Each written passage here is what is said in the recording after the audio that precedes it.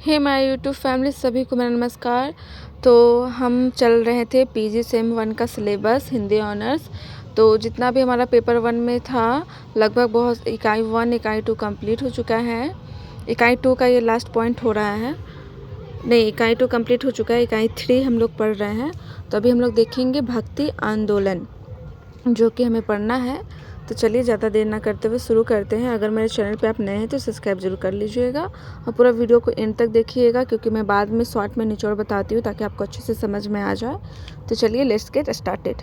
तो भक्ति आंदोलन मध्यकालीन इतिहास का ऐसा दौर जहाँ इस्लाम धर्म अनेक हिंदुओं द्वारा अपनाया जा रहा था।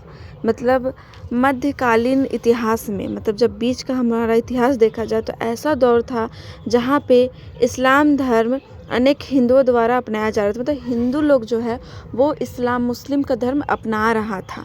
हिंदू धर्म व समाज की स्थिति का स्तर भी अधोगति की ओर अग्रसर थी। मतलब कि धर्म तो अपनाया ही जा रहा था और फिर क्या हो रहा था कि हिंदू धर्म और समाज की जो स्थिति था वो उसका जो स्तर था वो बिल्कुल एकदम रुक सा गया था, क्योंकि सब कोई क्या हो रहे थे, इस्लाम धर्म को अपनाने लगे थे। उसी समय भक्ति का विकास हुआ। उसी समय क्या हुआ, हमारा भक्ति काल मीन भक्ति आंदोलन बोलिए, हमारा भक्ति का प्रचार प्रसार का शुरू हुआ।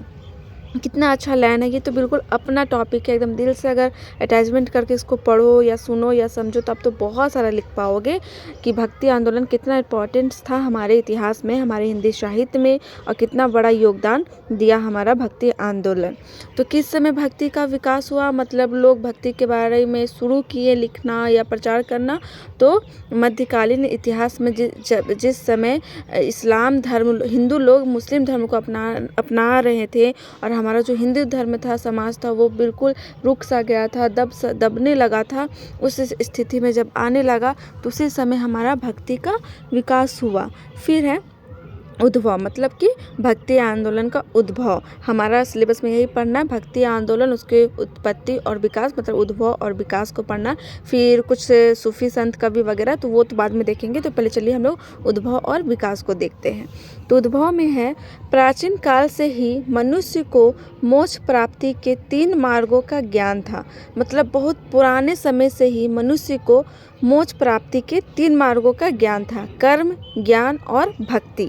मतलब बहुत पहले से ही जो भी लोग हुए उसको अपना कर्म के क्या करना था उसका पता होता था, और उसको ज्ञान होता था, और उसकी भक्ति मतलब वो मुस्लिम है या हिंदू है, ईसाई है, क्या वो सारी चीज़ को उसको अनुभव होता था। फिर है, प्राचीन समय में केवल कर्म ज्ञान की ही अनुसरण किया गया। प्राचीन समय में क्या हुआ कि सिर्फ कर्म को ही ज्ञान का अनुसरण किया गया। मतलब कौन सा जाति धर्म क्या है वो चीज़ नहीं होता था, बस कर्म अपना किए जा रहा है, उसी को लोग उसी को मतलब अनुसरण किया, पालन किया। फिर है, किंतु जब परिस्थितियाँ में सामाजिक व धार्मिक गिरावट देखने को मिली तभी भक्ति का उदय हुआ। पर क्या हुआ कि अपने समाज में ऐसा परिस्थिति आया कि धार्मिक जो हमारा धर्म है उसमें गिरावट देखने को मिलने लगा। लोग इधर से उधर कोई भी धर्म को अपना रहे हैं, मतलब एक अपना जो धर्म है उसके लिए अड़े रहना, वो चीज़ लोगों में नहीं दिखने लगा, उसकी कमी महसूस होने लगी। तब हमारा भक्ति का उदय हुआ, मीन विकास हुआ, उद्भव हुआ। फिर है उद्भव मतलब यहाँ क्या हुआ कि उसका उद्भव शुरू कहाँ से हुआ, और विकास मतलब उसमें क्या क्या विकासें हुई, उसमें क्या क्या आगे बढ़ा, तो वही होता है उद्भव और विकास। तो चलिए फिर देखते हैं, जिसमें ईश्वर के प्रति प्रेम व श्रद्धा को उजागर किया गया। जिसमें क्या हुआ, मतलब भक्ति का जब उदय हुआ तो उसमें क्या बताया गया कि ईश्वर के प्रति प्रेम और श्रद्धा का उजागर किया। मतलब लोग भगवान के प्रति प्रेम की भावना को जगाने की कोशिश किए, श्रद्धा, लोग मन से पूजे, भगवान को याद करे, ऐसा लेखकों ने काम किया भक्ति आंदोलन के समय। फिर है, मनुष्य को समझाया गया कि ईश्वर हृदय में निवास करते हैं। मतलब मनुष्य को, लोगों को बताया गया कि ईश्वर है वो कहाँ निवास करते हैं, तो हमारे हृदय में, हमारे दिल में। स्वयं को ईश्वर के प्रति समर्पित करने से मोक्ष की प्राप्ति होगी, और हम अगर सच्चे मन से दिल से अपना जो मोक्ष है, अपना जो दिल है उसको हम भगवान को अगर समर्पित करते हैं, उनके सामने रखते हैं, तो हमें किसकी प्राप्ति होगी? मोक्ष की, मतलब अच्छी चीज़ों की प्राप्ति होगी, हमें मुक्ति मिलेगी। उनके प्रति समर्पण की भावना को प्रेरित किया गया, भगवान के प्रति जो है समर्पण भावना को प्रेरित किया गया। मतलब अपना भाषा में समझिए तो भक्ति आंदोलन के समय उसका जो उद्भव हो रहा था, उस समय क्या हुआ कि जो भी हमारा दब रहा था, हमारा धर्म समाज नीचे गिर रहा था, पता ही नहीं चल रहा था कि हमारा हिंदू धर्म कहाँ छिपते जा रहा है। लोग इस्लामों का धर्म अपनाने लगे, इस्लामों को हुक्म ज़्यादा चलने लगा था, विवाद होने लगा था, डर से लोग इस्लाम धर्म अपनाने लगे थे, उनका बात ज़्यादा चलता था। तो जब ऐसा होने लगा तो कुछ जो हमारे हिंदू लोग थे जो भक्ति भावना मन में रखते थे, वो अपना प्रयास किए कि हम हर हिंदुओं को भक्ति की तरफ आगे बढ़ाए, जागरूक करें, लोग ईश्वर को माने, उस तरह से भावनाओं को जगाने का कोशिश किया गया। किस समय? तो भक्ति आंदोलन के समय, उसके उद्भव के समय। तो यहीं से भक्ति का उद्भव होने लगा। फिर है भक्ति आंदोलन का आरंभ दक्षिण भारत में अलवार एवं नयनार संतों द्वारा हुआ, जो पूरे दक्षिण एशिया में फैला। मतलब भक्ति आंदोलन का आरंभ किनके द्वारा हुआ? पहले तो दक्षिण भारत से शुरू हुआ इसका आरंभ, और किसने किया? तो अलवार एवं नयनार संतों द्वारा किया गया। ठीक है। फिर है जो कि पूरा दक्षिण एशिया में भी फैल गया। इसमें कई संतों ने प्रचार किया। इसमें क्या हुआ? बहुत सारे संतों ने प्रचार प्रसार किया। इस आंदोलन के मुख्य कारण में मुस्लिम शासन की स्थापना, हिंदुओं की सामाजिक व धार्मिक स्थिति की दुर्दशा, अनेक हिंदुओं का दबाव में आकर इस्लाम अपनाना इत्यादि रहे, जो कि हम पहले ही समझाएं। आपको वही बोला जा रहा है कि इस आंदोलन का मेन मुद्दा क्यों था इस आंदोलन को छेड़ने का, प्रचार प्रसार करने का? क्योंकि हिंदू लोग मुस्लिम धर्म अपना रहे थे। क्यों अपना रहे थे? क्योंकि मुस्लिम शासन चल रहा था उस टाइम। वहाँ का जो राजनेता नेता जो भी थे वो मुस्लिम होते थे, तो इस वजह से मुस्लिम का वर्चस्व बढ़ गया था, वो अपना दादागिरी दिखाते थे। इस वजह से हिंदू लोग डर में आके मुस्लिम का धर्म अपना रहे थे और हिंदुओं का कोई वैल्यू नहीं रह गया था। हिंदू लोग दबते जा रहा था और दबाव में आकर इस्लाम को अपना रहे थे। इस वजह से भक्ति आंदोलन का आना बहुत ही ज़रूरी था और लोग इसका शुरू किए। भक्ति आंदोलन लोगों को ईश्वर के प्रति जागरूक करने का शुरुआत किए। फिर हम देखते हैं आगे। फिर है इस आंदोलन के प्रचार हेतु संतों द्वारा 2 प्रकार के उपदेश दिए गए। मतलब जब इस आंदोलन का प्रचार हो रहा था तो संत लोग जो है वो 2 प्रकार के उपदेश दिए थे। पहला तो सकारात्मक उपदेश, ईश्वर पर विश्वास और उसकी आराधना पर जोर दिया गया। मतलब ईश्वर पर लोग विश्वास करें और उसकी आराधना पर जोर दिया गया। गुरु सेवा, भाईचारे व समानता पर जोर दिया गया।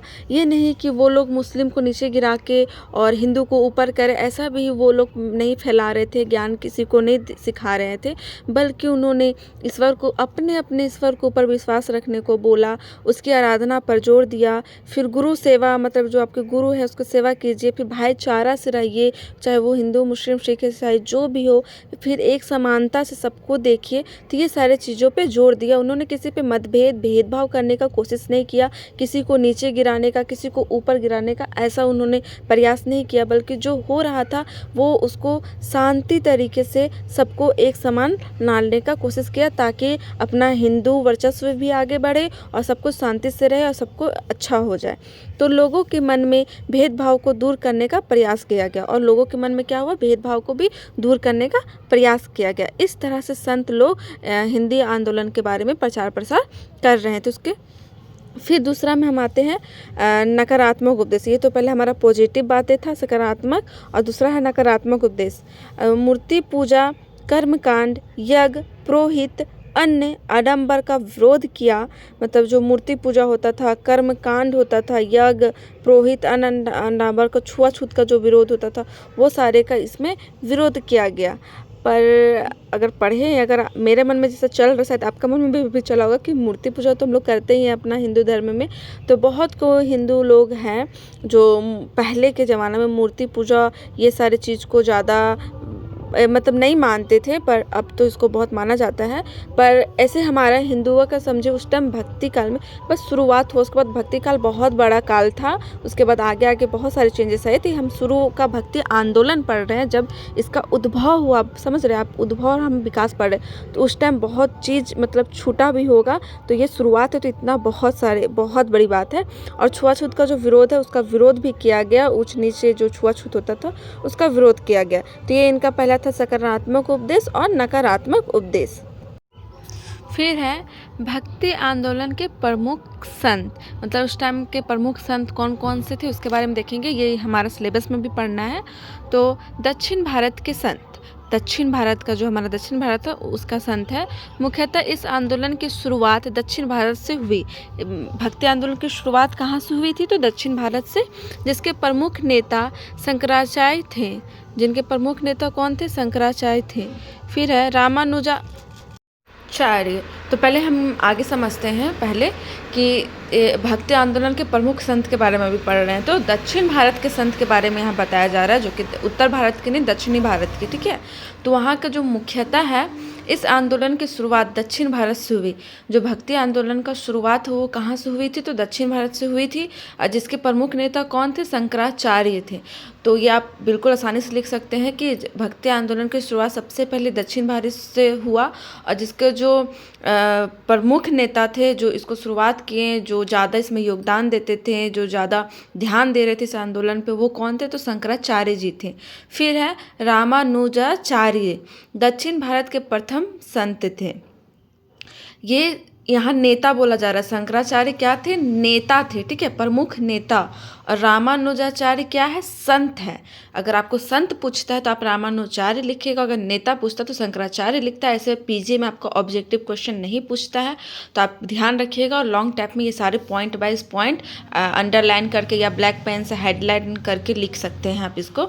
तो रामानुजाचार्य क्या थे? दक्षिण भारत के, किधर के? तो दक्षिण भारत के प्रथम संत थे, सबसे पहला संत थे, जो शुरुआत में शंकराचार्य मत के अनुयायी थे। जो शंकराचार्य नेता थे उसी के अंदर में रह के रामानुजाचार्य काम करते थे, और प्रथम हमारा संत थे दक्षिण भारत के। अंततः उन्होंने वैष्णव धर्म को अपनाया व विशिष्ट देवतावाद दर्शन का प्रचार किया। और लास्ट में रामानुजाचार्य जो थे वो किस धर्म को अपनाए? वैष्णव धर्म को अपनाए, और बहुत विशिष्ट देवी देवताओं के दर्शन का प्रचार किया। भगवान का उन्होंने देवी देवता का प्रचार किया। किसने? तो रामानुजाचार्य ने। और रामानुजाचार्य कौन थे? तो प्रथम संत थे दक्षिण भारत के, और ये शंकराचार्य के अंडर में रह के काम करते थे। और इन्होंने वैष्णव धर्म को अपनाया था और बहुत देवी देवताओं के बारे में लोगों को प्रचार प्रसार करवाया। फिर है रामानुजाचार्य को दक्षिण भारत में विष्णु का अवतार भी माना जाता है। रामानुजाचार्य को दक्षिण भारत में क्या माना जाता है? तो विष्णु का अवतार माना जाता है। विष्णु भगवान जो होते हैं ना, उसका अवतार माना जाता है दक्षिण भारत में रामानुजाचार्य को। अब हम देखेंगे, तो हमारा दक्षिण भारत का संत कंप्लीट हुआ। अब हम देखेंगे उत्तर भारत में कौन कौन थे। तो दक्षिण भारत से भक्ति आंदोलन को उत्तर भारत लाने का श्रेय रामानंद को जाता है। मतलब जब दक्षिण भारत में सबसे पहले शुरुआत हुआ भक्ति के बारे में प्रचार प्रसार करना, तो उसको फिर उत्तर भारत में धीरे धीरे लाना, वो सबसे पहला श्रेय किसको जाता है? तो रामानंद को जाता है। उन्होंने ही दक्षिण भारत से उत्तर भारत की ओर भक्ति आंदोलन को छेड़ा, वहाँ तक लोगों को जानकारी दिया। तो रामानंद को ये श्रेय जाता है। रामानंद इन्होंने बैरागी संप्रदाय की स्थापना की व राम की आराधना पर बल दिया। रामानंद जो है वो क्या किए? राम की आराधना, राम भगवान जो है उनकी आराधना पर लोगों को ज्ञान दिया, बल दिया, जोर दिया लोग, ताकि राम के बारे में जान सके, उनकी आराधना करें, उनकी पूजा करें। तो और बैरागी संप्रदाय की स्थापना भी की। फिर इन्होंने स्त्री के लिए मोक्ष का मार्ग खोला, जातिगत भेदभाव का विरोध किया।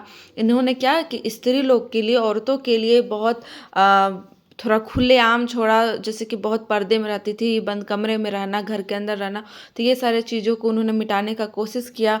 और जो जातिवाद का भेदभाव होता था, बड़ा छोटा छुआछूत, ये सारे चीज़ों को उन्होंने दूर करने का कोशिश किया, लोगों को जागरूक किया। इनके द्वारा ही कहा गया कहा गया ये पंक्ति है 2। जात पात पूछे नहीं कोई, हरि को भजे सो हरि का होई। मतलब कह रहा है, इसका अर्थ है कि जात पात कोई नहीं पूछता है, जो भगवान को मतलब हरि को भजे, जो जो भगवान को गाता है, आराधना करता है, हरि का होई, वही भगवान का हो जाता है। भगवान जात पात नहीं देखते हैं। भगवान को जो मन से, सच्चे मन से, दिल से पूजेगा, आराधना करेगा, उसको याद करेगा, तो भजन गाएगा, उसी का भगवान हो जाएगा। उसी में भगवान भी लीन हो जाएंगे और वो व्यक्ति भी भगवान में लीन हो जाएगा। तो वह इसीलिए बोल रहे हैं कि जाति पात में भेदभाव नहीं करना चाहिए। फिर है कबीरदास। यह रामानंद के शिष्य थे। कबीरदास जो है वो किसके शिष्य थे? तो रामानंद के, मतलब गुरु हुए रामानंद और शिष्य हुए कबीरदास। यह निर्गुण ब्रह्मा के उपासक थे। कबीरदास जो थे वो निर्गुण ब्रह्मा के उपासक थे, सगुण के नहीं। निर्गुण उपासक, सगुण उपासक भी हम लोगों को पढ़ना है। तो ये निर्गुण के थे। निर्गुण में जिसमें भगवान को निराकार माना जाता है, मतलब उसकी कोई मूर्ति पूजा नहीं की जाती है। बस जहाँ भी वो देखे तो अंग अंग में वो भगवान को मानते हैं, पत्थर में भी मानते हैं, पेड़ों में मानते हैं, खुद के शरीर नस में भी भगवान को मानते हैं। ऐसा होता है निर्गुण में। और सगुण में क्या होता है कि भगवान का एक रूप दिया गया, जैसे हम लोग मूर्ति पूजा करते हैं, वो हो गया हमारा मूर्ति पूजा वाला भगवान। फिर है इन्होंने सामाजिक धार्मिक कुरीतियों का विरोध किया। जो सामाजिक और धर्म को लेकर जो कुरीतियाँ होती थी, जो बड़े लोग होते थे वो छोटे लोग को दबाते थे, जो बड़े जाति के होते थे वो भी छोटे जाति को दबाते थे, जो अमीर होते थे वो गरीब को दुख देते थे। तो ये सारे चीज़ों को कबीरदास ने विरोध किया। जैसे मूर्ति पूजा, कर्मकांड इत्यादि। जैसे कि मूर्ति पूजा, जो मूर्ति पूजा करता था उसका भी अगेंस्ट गया ये, और कर्मकांड, जो कर्म से बदमाश मतलब कि अच्छा नहीं करता था, वो उन लोग, ये सारी चीज़ों के इन्होंने विरोध किए। फिर इनके अनुयायी कबीरपंथी कहलाए। और इनके जो काम होता था, इनके जो काम चल रहा था इनके समय में, तो उसको क्या कहा लोगों ने? कबीरपंथी कहा। उनकी वाणी का सार बीजक नामक ग्रंथ में संकलित है। इनकी जो वाणी का सार है, मतलब ये जो कहे हैं, वो आपको बीजक नामक ग्रंथ में मिल जाएगा। फिर है उसके बाद नाम गुरु नानक। यह बाबर के समकालीन थे। और ये किसके समकालीन थे? तो बाबर का जब समय सीमा चल रहा था, तो उसी के बीच के में गुरु नानक का भी भूमिका है। गुरु नानक ने नानक पंथ की स्थापना की, जो बाद में सिख संप्रदाय में परिवर्तित हो गया। ये किस पंथ का स्थापना किया? तो नानक का, जो कि सिख संप्रदाय में परिवर्तित हो गया। हम अभी देख लिए भक्ति काल में संत के बारे में। तो दक्षिणी संत देखे और उत्तरी संत देखे। तो ये सब नाम आप याद रखिएगा, उनके बारे में भी याद रखिएगा। वीडियो को बार बार रिपीट करके सुनिएगा तो अच्छे से आपको याद होगा। फिर चलिए देखते हैं आगे। तो हम लोग का उद्भव तो कंप्लीट हो चुका था। अब हम लोग देखेंगे भक्ति काल के विकास के बारे में। उद्भव में होता है कि उसका शुरुआत कैसे हुआ, उसका उद्घाटन कहाँ से हुआ, और विकास में उसमें क्या क्या विकास हुआ, क्या क्या परिवर्तन हुआ, क्या वो आगे बढ़ा, ये सारी चीज़ को हम देखते हैं। तो चलिए विकास में देखते हैं। भक्ति आंदोलन 2 भागों में बटा। भक्ति आंदोलन कितने भागों में बटा? तो 2 भागों में बटा। पहला निर्गुण भक्ति और दूसरा सगुण भक्ति, जो कि हम बताए थे। यही हुआ हमारा विकास क्रम, मतलब भक्ति आगे फिर धीरे धीरे बढ़ने लगा। तो किस प्रकार वो आगे बढ़ा? तो इसी तरह 2 खंडों में बट के वो आगे बढ़ रहा था। तो चलिए उसके बारे में देखते हैं। तो पहला है निर्गुण भक्ति, जिसमें प्रेम व ज्ञान के द्वारा लोगों में प्रचार हुआ। निर्गुण भक्ति के कैसे प्रचार प्रसार हुआ? तो प्रेम से और ज्ञान की द्वारा लोगों में प्रचार हुआ। उसमें कोई मूर्ति पूजा नहीं होती थी। लोगों को बस वो प्यार से भगवान को बस मन से याद करना, ज्ञान से याद करना, उनका जाप करना, भजन करना, ये सारे चीज़ों से भगवान को मन से ही मन में याद करते थे और मन से मन जुड़ जाते थे। उन लोगों का जो निर्गुण भक्ति पे विश्वास करते थे, उन लोगों का ये मानना था। और दूसरा है हमारा सगुण भक्ति, जिसमें भगवान की उपस्थिति को बताया गया। वह 2 भागों में बटा। फिर सगुण भक्ति में भी क्या हुआ कि लोग भगवान का एक आकार दिया, रूप दिया कि नहीं, भगवान सामने अगर हम मन से याद करेंगे तो वो खुद प्रकट हो जाएंगे। उनको उन्हीं के हिसाब से मूर्ति आकार देकर उनको पूजा गया। और सगुण भक्ति को फिर 2 भागों में बांटा गया। पहला कृष्ण भक्ति और दूसरा राम भक्ति। तो पहले हम देखेंगे कृष्ण भक्ति। कृष्णा भक्ति, इसके प्रमुख बल्लभाचार्य, सूरदास, मीराबाई, रसखान जैसे संत हुए। कृष्ण भक्ति है जो कृष्ण को मानने वाले, जो कृष्ण लीला करते थे, जिसमें प्रेम भी आ गया आपका, ये सारे चीज़ें, जिसमें नटखट कृष्ण कितने चुलबुले होते थे, वो प्रेम ये लड़की वगैरह ये सारा चीज़ बहुत ज़्यादा वो करते थे। भले उसको गलत नज़र से हम नहीं देख सकते। उनका एक नटखटपन था वो कृष्ण जी का। तो इसके जो प्रमुख जो संत थे, जो कृष्ण भक्ति को ज़्यादा मानते थे, जो ज़्यादा प्रचार प्रसार करते थे, वो थे हमारा वल्लभाचार्य, सूरदास, मीरा और रसखान। फिर दूसरा हमारा आता है राम भक्ति। इसके अनुयायी तुलसीदास, अग्रदास, नाभादास जैसे संत हुए। जैसे पहला मानने वाले हो गए कृष्ण भक्ति और दूसरा हुआ राम भक्ति, जिसमें राम को लोग मानते थे, जिसमें मूर्ति पूजा वगैरह सारा कुछ होता है। तो और जो राम के प्रति लीन रहते थे, जिसका ज़्यादा प्रचार प्रसार जो किए, जो ज़्यादा राम भक्ति को मानते थे, वो थे हमारा तुलसीदास, अग्रदास, नाभादास जैसे संत हुए। तो आपको ये याद रखना है कि कृष्ण भक्ति में कौन कौन से संत हुए और राम भक्ति में और कौन कौन से संत हुए। तो ये प्रमुख संत है, और भी होंगे पर ये मुख्य हैं जिसके बारे में बताया गया। अगर और पढ़ने लगे तो बहुत लंबा चला जाएगा टॉपिक। फिर अब हम लोग देखते हैं आगे के। फिर इसी से है कुछ संबंधित तथ्य, किससे? विकास से। तो रामदास महाराष्ट्र के महान संत कवि थे। रामदास जी जो थे वो कहाँ के? महाराष्ट्र के महान संत कवि थे। या शिवाजी के आध्यात्मिक गुरु थे। और किनके गुरु थे? तो शिवाजी के। ये धरकारी संप्रदाय से संबंधित थे। तुलसीदास ने अवधि में रामचरितमानस की रचना की तथा राम भक्ति को प्रसिद्ध दिलाई। और तुलसीदास जी जो है वो रामचरितमानस, जो कि आप लोग पढ़े होंगे, रामचरितमानस की रचना की और तथा राम भक्ति को प्रसिद्ध दिलाई। और उसमें पूरा राम भक्त के बारे में लिखी है रामचरितमानस। अगर आप पढ़े होंगे तो आपको याद होगा कि उसमें राम जी के बारे में बिल्कुल बताया गया है, सारा एक लाइन बाय बताया गया अच्छे से। तो उसमें उन्होंने क्या कोशिश की कि राम भक्ति को प्रसिद्धि दिलाया जाए, लोग पढ़ के राम भक्ति में लीन हो जाए, उनका प्रचार प्रसार उनके बारे में वो जाने। फिर है विनय पत्रिका, दोहावली, जानकी मंडल इनकी अन्य रचनाएं हैं। और इसी तरह दोहावली, जानकी मंडल इनके अन्य रचनाएं भी हैं। फिर है महाराष्ट्र के इस्लाम धर्म से प्रभावित संत नामदेव से बरकरी संप्रदाय की स्थापना की गई। और महाराष्ट्र के जो इस्लाम धर्म से जो प्रभावित संत थे, जो इस्लामी को ज़्यादा मानते थे, उससे ज़्यादा प्रभावित थे, वो थे नामदेव ने बरकरी संप्रदाय की स्थापना की। फिर है भक्ति आंदोलन का प्रभाव इस्लाम के अनुयायी, मैं उल्टा समझा दी थर्ड टॉपिक, कि महाराष्ट्र के इस्लाम धर्म से प्रभावित मतलब कि जो वो संत थे, वो जो इस्लाम लोग जो ज़्यादा कुरीतियाँ कर रही थी या बुरे काम कर रहे थे, अपना धक चला रहे, तो उससे जो प्रभावित हो चुके थे संत नामदेव, वही ने बरकारी संप्रदाय की स्थापना की। इसके खिलाफ मतलब स्थापना की, ताकि हमारे धर्म को, हिंदू धर्म को थोड़ा राहत मिल सके, उन्हें नॉलेज मिल सके कि क्या हो रहा है देश में, क्या नहीं हो रहा है। तो उन्होंने प्रयास किया था। फिर है आपका लास्ट टॉपिक कि भक्ति आंदोलन का प्रभाव इस्लाम के अनुयायियों पर भी पड़ा। और जो हमारा भक्ति आंदोलन जब इस तरह से आगे बढ़ने लगा, उसका विकास होने लगा, तो इसका जो प्रभाव वो मुस्लिमों लोगों पे भी पड़ने लगा कि ये लोग आगे बढ़ रहा है। फिर है रहीम और सैयद इब्राहिम रसखान जैसे संतों ने भी हिंदू देवी देवताओं एवं निर्गुण ब्रह्मा की उपासना की।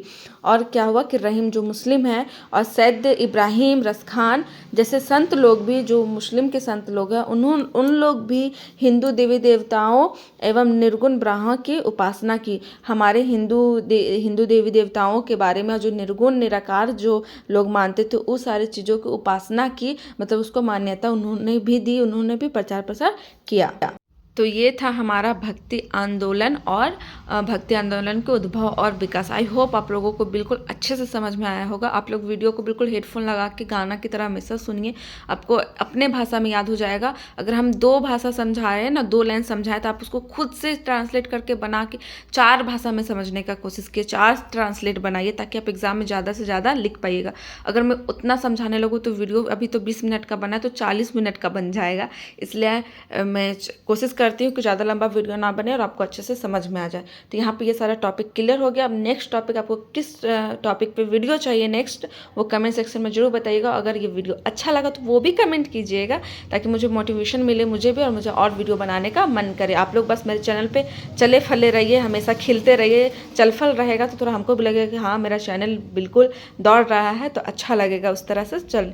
तो थैंक यू फॉर वॉचिंग। और जिन लोगों का एग्ज़ाम आने वाला है या एग्ज़ाम है, शायद कोई पीछे भी वीडियो देख सकते हैं, कोई आगे भी देख सकते हैं, तो बेस्ट ऑफ लक और बहुत अच्छे से एग्ज़ाम दीजिए। चलिए फिर मिलते हैं तो नेक्स्ट वीडियो के साथ। और मैं बोल देती हूँ, मैं अपने चैनल पे ब्लॉग भी बनाती हूँ, तो आप लोग ब्लॉग भी देख सकते हैं और लाइक कमेंट कर सकते हैं। अगर कोई टॉपिक पे आपको वीडियो नहीं मिल रहा, अपलोडेड है फिर भी नहीं मिल रहा, तो आप कमेंट सेक्शन में ज़रूर पूछ सकते हैं, मैं वहाँ पे सारा प्रॉब्लम सॉल्यूशन कर दूँगी।